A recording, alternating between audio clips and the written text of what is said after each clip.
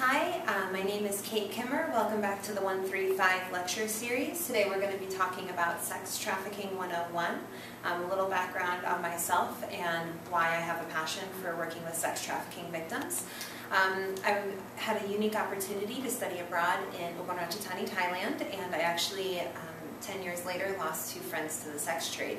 After that, when I was studying my undergraduate studies at Indiana University, I focused on sex trafficking in Southeast Asia. Currently, I'm working in Portland, Oregon with local sex trafficking victims.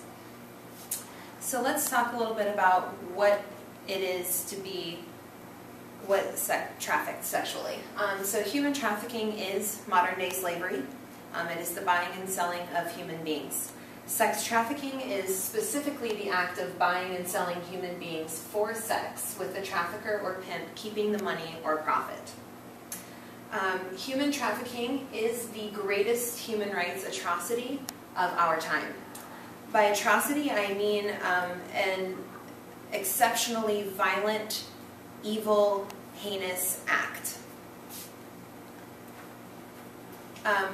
Who are involved in trafficking?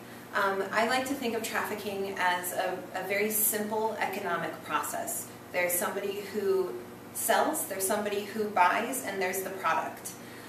So the person who sells is a pimp or a trafficker. They are the ones who are actually selling human beings for sex acts. Johns are the people who purchase the sex acts. Trafficking victims are the men, women, and children whose bodies are sold for sex acts to Johns. And a survivor is the term that we utilize to talk about a person who has actually lived through the sex industry and is now past what we call the life or the industry. That's how we refer to sex work. And survivors are really amazing people. Where? Trafficking happens everywhere. Some people think it only happens in the third world. Some people think it only happens in Eastern Europe. Some people think it only happens in Thailand. It is everywhere. It is here in Muncie. It is in Portland, Oregon. And I just want to make it very clear to you that sex trafficking does not have to be across national borders. It can happen within your own nation, within your own country. In order for somebody to be trafficked, just to remind you, we've already talked about it, it just means that somebody's body is being sold for somebody else's economic gain, for somebody else to make money.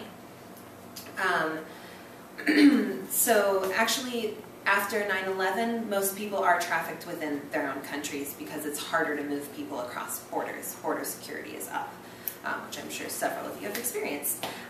Most sex trafficking victims enter the sex industry before the age of 16. In the United States, the average sex trafficking victim is between the ages of 11 and 14 when they start what you guys have learned as to be called prostitution. I don't use that word.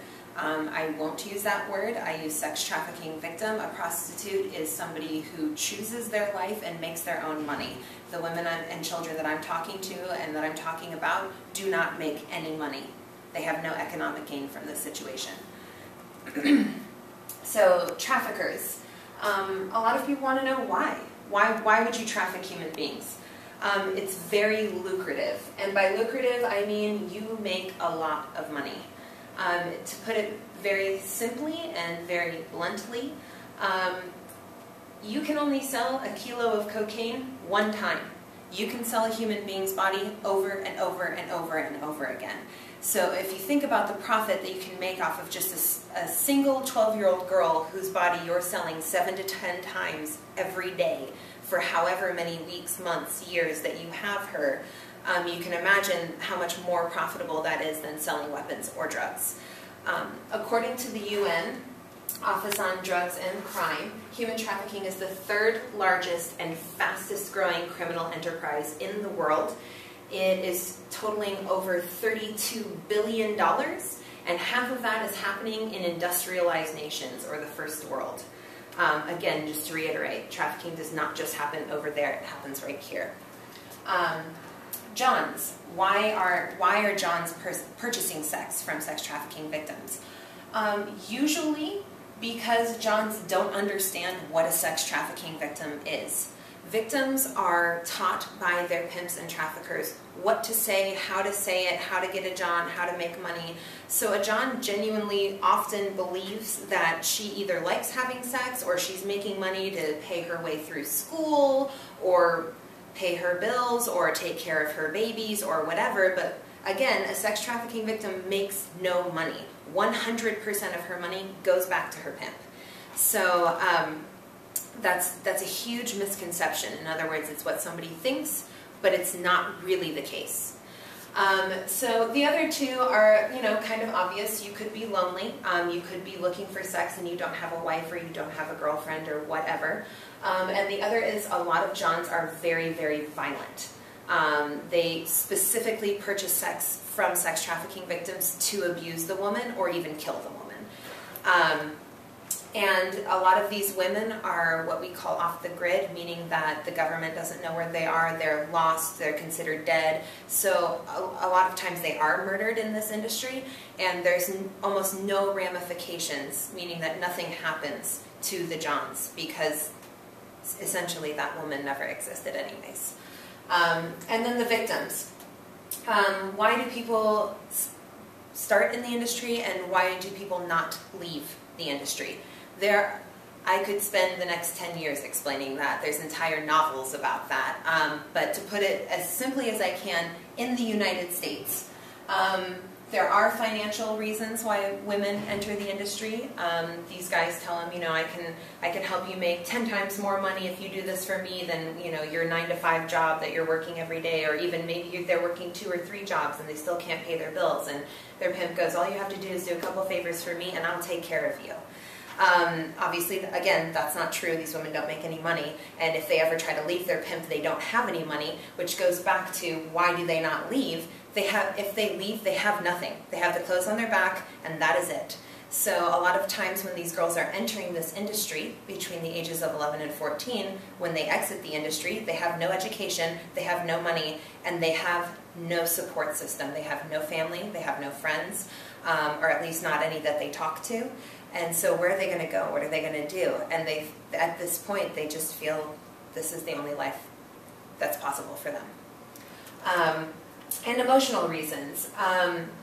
A lot of times when women enter the industry, again, think about it. Think about the way you were when you were 11, 12, 13, 14. Maybe you thought you were fat, or you thought you were ugly, or you thought you were too skinny, or you couldn't find a boyfriend or a girlfriend, or your parents liked your sister better, or whatever it is. And so it's very simple and easy for these men to prey on these girls. It's almost too easy. They say all the right things. You're beautiful, you're wonderful, I love you, you're so smart, you're so funny, you don't need your parents, you're too mature. And so they talk these women into believing that this is a great thing for them. And a lot of these girls think that this is their boyfriend.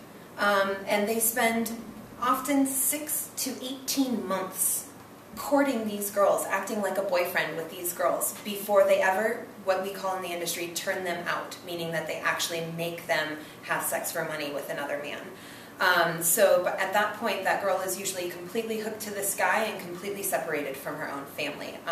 Again, giving that psychological effect, that effect in their brain that genuinely makes them believe they have nowhere to go, they have no other choice. And the other thing is that often they are beyond being tricked, beyond being in love and emotionally unable to understand that they can leave that situation. They are often told that either the pimp will kill them or he will kill their family. And it's very, very common for pimps to have their thugs go out and take pictures of maybe a girl's sister going to work. And then he says to the girl that's working for him, if you leave, I'll kill your sister. So a lot of these girls, maybe this life is so awful, it's not even worth being alive, but it's worth protecting the people that they love. So they do, and they continue it. These girls are tortured, they are raped, they are beaten. This is the most awful life you could ever imagine living. So I don't want to glorify it and make it sound like these women choose this. I don't want to make it sound, when I say glorify, I mean make it sound good or better than it is. Because it's awful, it's hideous, it's really horrible. And so again, we already really talked about this. How do these guys get them in? We're talking about force. Physical force. Some of these girls are stolen off the streets. I mean, some of these girls are literally kidnapped coming out of work. That happens, absolutely, here in the United States and abroad. But mostly, probably over 80%. It's hard to say. Statistics are hard to find in this industry because it is an illegal criminal enterprise, and most survivors are not proud that they survived the sex industry. So they're not going to tell you that they survived it, and they're not going to give you information about why they entered or why they were there or whatever.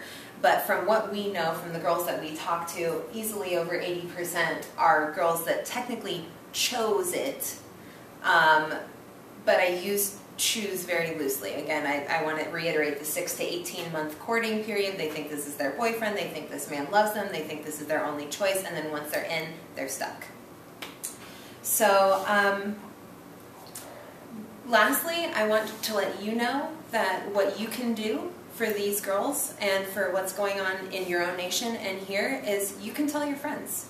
You can tell your friends that sex trafficking is happening everywhere and that they should be on the lookout. That doesn't mean that you should be afraid of every person everywhere, but you should know that people are in the malls, in Muncie Mall, courting 12-year-old girls to pimp them out in Muncie. That's happening right here. It's happening in Indianapolis. It's happening all over. It's happening in small towns. People are going to girls, softball games at middle schools and high schools and trying to pick up these girls. So educate your friends. Let them know.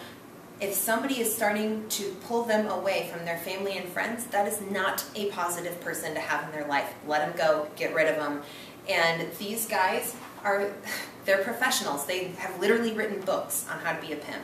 So get out there, educate your friends, let them know, and get plugged into student groups on campus that are anti-slavery groups, that are anti-trafficking groups, and that are out there educating the community on what's going on, because I think education is really the most important way to combat it. And I want you to feel empowered. I don't want you to feel terrified after this. So you can change the world. I'm doing it. So do it.